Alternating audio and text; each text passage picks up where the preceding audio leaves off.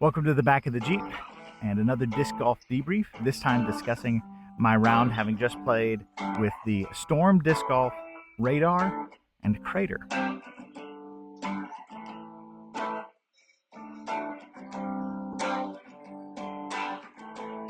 Storm Disc Golf is a company based out of Lubbock, Texas, which is where I lived for a long time before moving to South Carolina.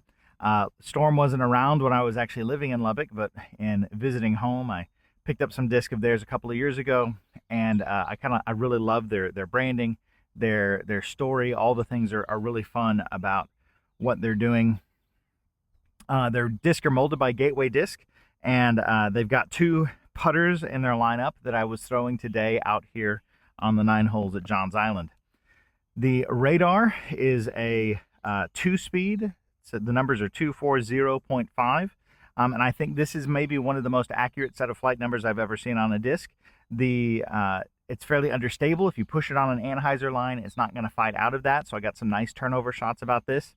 It feels like a very slow descent disc. So it hits peak and then like slowly works its way to the ground. I don't know if that's glidey, but it doesn't. It doesn't fall. It doesn't dump.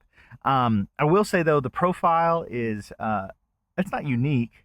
But I really don't like the low shoulder and the micro bead, the way that fits in my hand. It feels like there's too much gap up against my palm.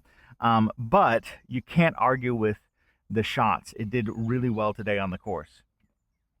The Crater I've talked about before.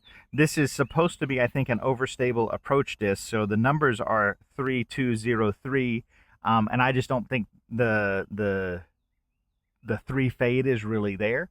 This will get some nice S-curve Anheuser lines. There's not a lot of dump to the ground. It's a little bit faster. I do think it's faster than the Radar. But it tends to just kind of go straight or on whatever line you put it on, and at the end have a little bit of fade back to the ground, but it's fairly reliable fade. So in this last shot here, I did put it on some Anheuser, and it fought back at the very end, right at about 220 feet. Its profile I really, really like. It's got the high shoulder that I love on the keystones. It's got the flat bevel on the bottom that fills out my hand really nicely, both for throwing and putting. I do find that this is a little bit rough to putt with because it does have lower glide when it comes to putting. It feels more like tossing a brick, but that kind of reliability could be useful to you. Either way, they were really fun to throw today.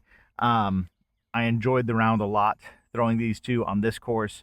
Neither one is so aggressive in its understability or overstability as to be unusable. Instead, they both provided very consistent and reliable flights that I felt like I could see do what they were supposed to do when I threw them. So this has been a Disc Golf Debrief on some Storm Disc Golf putters. Until next time, rejoice in Christ, meditate on His Word, and enjoy the world He's made as we look forward to that new world that is to come. Till then.